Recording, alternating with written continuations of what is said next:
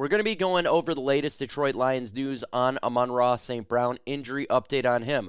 What does it look like for St. Brown going forward? Also going to get into the winners and losers of this game that took place yesterday, Lions and Buccaneers. But before we do that, make sure you subscribe to the channel because we're going to be live for the Lions and Arizona Cardinals game on Sunday, and we have a fun time on here. Let's get it started.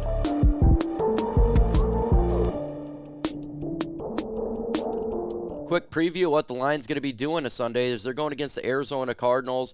Kyler Murray was on fire, 17-21 for 266 yards, 3 touchdowns. James Conner, 21 carries for 122 yards, a touchdown, an average of 5.8. And Marvin Harrison Jr., 5 receptions, 134, 2 touchdowns, an average of 26.8. The Lions got their hands full on this game. When it comes to Amon-Ra St. Brown, he had cramping and has a contusion. Now, cramping is easy fix, right? You just rest, but contusion could be problematic. It could be an issue where it could be brushed over quickly, or it could be something, issues down the road. My sense from what I saw is I want to expect St. Brown are all probably to practice this week to rest up the leg, and it's even possible he may miss the game on Sunday. But it's not a long-term injury. This is not an injury that's going to be resulting in placed on IR or done for the season. It is the Lions got lucky and missed out on a significant injury.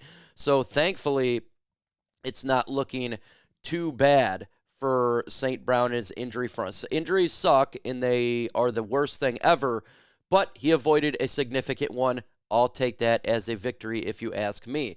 So question for you, who is your biggest winner so far of the game that we just watched versus the Bucs? Place a name in the comments below. My biggest winner here is going to be Aidan Hutchinson. Aidan Hutchinson was absolutely on a tear yesterday, and it's terrible that we lost because he put in an effort for the Detroit Lions. He had 5 total tackles, 4 solo, 5.5 sacks, 5 tackles for loss.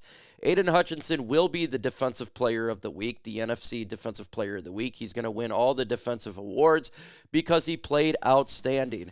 And you consider the circumstances of what he's playing with here, Marcus Davenport didn't even play in the game, right? The Lions were getting a lot of pressure thanks to Aidan Hutchinson and the interior defensive line. But to me, he is the absolute biggest winner. So again, I'm going to ask you, who's the biggest winner? You put a name in the comments. Next one here is Amon-Ra St. Brown. Why do I say Amon-Ra St. Brown is a winner? Because he avoided a significant injury, as well as he put up over, I think it was 120 yards receptions. St. Brown didn't do well week 1. He only had 13 yards, but he came back big in this game. Now, I think that the Lions were forcing him the ball a little bit, and I think we got to stop doing that, but at least St. Brown got back to the St. Brown that we know, and he did avoid a major injury. The Lions' defensive line, the interior, I thought, did an amazing job.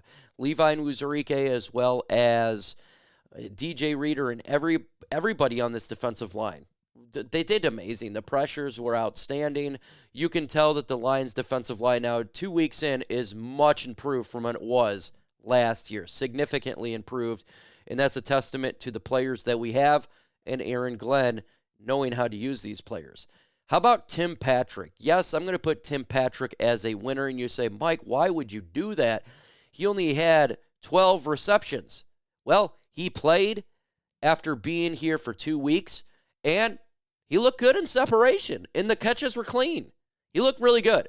I'm really excited to see what Tim Patrick can do going forward with this football team, but he is a winner just because of that. Let me talk to you really quick about the sponsor of today's video. That is GameTime. They have killer deals, last-minute tickets, and lowest prices guaranteed. They also have GameTime picks, and that is the best deals in your area. For me, I can go to a WWE Raw event for $38. So you can stop stressing and start getting hyped for the fun that you're going to have. It is easy to find and buy tickets for any kind of event in your area, whether that's sporting events, concerts, comedy shows, or whatever. Their lowest price guaranteed. That's the GameTime guaranteed, which means you're always getting the best prices, and if you find tickets in the same area, section, or less, GameTime's going to credit you 110% of the difference. You can get exclusive flash deals on tickets for football, baseball, basketball, concerts, and more. And in the middle screenshot, by the way, I think it's a fantastic feature of the app. It shows you where your seat is, and if you move the phone left to right, you can see the surrounding area like a 3D live photo. So what do? You download GameTime, you plug in Chat Sports, and you're going to get $20 off your very first purchase. Again, download GameTime, go to the redeem code section, plug in Chat Sports, you're going to get $20 off your first purchase. Terms to apply. You got to create an account, you got to email to save that money. The link is going to be in the comment section and description of this video. So if you're buying Lions tickets this year, make sure using GameTime. Download GameTime today. Last-minute tickets and lowest prices guaranteed. Next winner on my list has got to be Jake Bates, and I'm loving what he is doing. He was 100% on Sunday, and that's what we need from our kicker. And he's a solid kicker. 2 for 2, again, 100%, long of 35. Yeah, it wasn't long. It doesn't matter. He's good with the big kicks. We were just questioning the shorter round. And guess what? Shorter ones is where he did a phenomenal job. And I got to say, I'm happy to see that. Happy for see Jake Bates continue to build his career as the Lions kicker. Who is your biggest winner?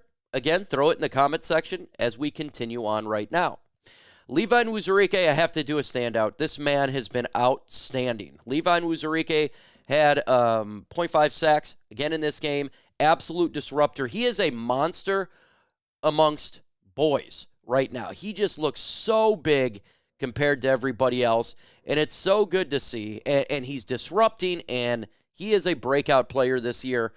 Levi Onwuzurike and Jameson Williams so far the biggest breakout players in 2024. How about Brian Branch getting the interception, redemption from last week where he didn't get an interception and there's a little bit of slippage going on for him.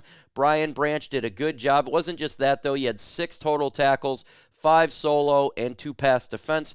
Brian Branch is going to be a winner on this list quite a bit every single Monday after the games on Sunday because he is a dog. How about Carlton Davis? He is a winner on my list. You didn't see a whole lot going his way. When it comes to the pass game, it was Godwin when Terrion Arnold was on him. But Carlton Davis did a really good job going against Mike Evans, and when he was going against Godwin, he did a phenomenal job there. Carlton Davis, awesome that he can be on this list. Special teams as a whole, you got Jack the Goat Fox doing a fake pass to Sione Vaki for a first down. All the kickoffs, good. All of the coverage was good. Everything has been good with the special teams. Going into the week 1, I was assuming that the Lions special teams would be a weakness for this team, but that's not the case at all. They are one of the strengths so far this year. It's good to see. Jack Campbell is going to be the last winner on my list. I like what he did this game. He had some good stuffs in the run game. He had some good coverage as well. He had 6 total tackles, 4 solo, 2 assists. Jack Campbell is showing improvement. We've seen the improvement. It's happening right before our eyes. He even improved from week 1 to week 2. Awesome, awesome, awesome. But not everything is great, folks. It's not, and we got losers. The Lions did lose the game. We're going to go over the losers, and I know a lot of people are probably going to be upset because you don't want to hear about losers, but the game wasn't great for some of these guys. Jared Goff is the biggest loser on my list. 2 interceptions. Look, he threw for over 300 yards. That's fine, but he threw 55 times. We can't be having that. Threw interceptions, was throwing the ball on the ground. He was off. Jared Goff would tell you, and he did in the press conference, in the post game, that he played bad. He needs to be better, and that's 110%. We know Goff can play better, and I'm not going to poo-poo and say the world's ending or anything like that. Jared Goff's a pro. I do believe he'll get it fixed. Next loser on my list, and maybe he is the biggest loser. Yeah, that's got to be Ben Johnson here. The play calling was absolutely brutal, I thought, for offense. You can never succeed. It's going to be rare. Succeed if you throw 55 times. I understand it was hard for them to run, but you have to commit to the run game. We cannot do 2/3 of a game passing, 1/3 rushing. When you got this offensive line, you got to pound the team. We got to run the football, and they got to stay committed to running the football. Now, this has been 2 weeks of this. We got to run the football more. We got to be able to control the line of scrimmage. We're built on the offensive line. We are the best offensive line in football. Let's show it out there. Who is your biggest loser so far in the Lions and Buccaneers? Give me your thoughts in the comments. Next loser on my list is flags, and I'm looking at Terry and Arnold here. We got to stop with the flags. Pass interference. Face mask. We can't do it, folks. We have to be better than that. We do. If the Lions are getting flags and pass interference and penalties all the time, we're going to lose the game just like we just did. How about Sam Laporta?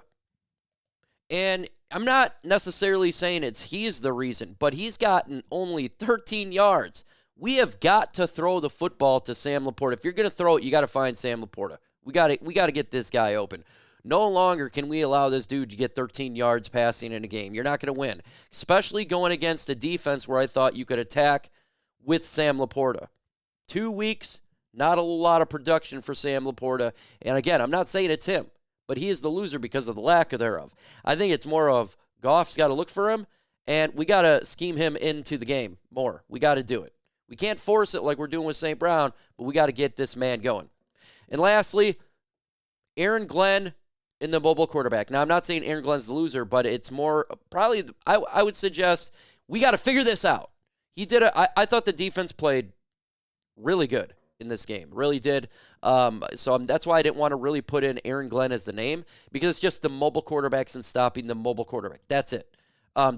Defensively, I thought they did amazing except for this. But we have got to stop this. Man. And we're going against Kyler Murray, who is the mobile of mobile quarterbacks on Sunday. If we don't figure this out, this is going to be the net result. And we have to figure this out. Hopefully they will. But the defense has played phenomenal compared to last year. So this is more of a nitpick on this one. Make sure you subscribe to the channel. Hit that notification bell so you don't miss out on the latest Detroit Lions news and rumors. Adios.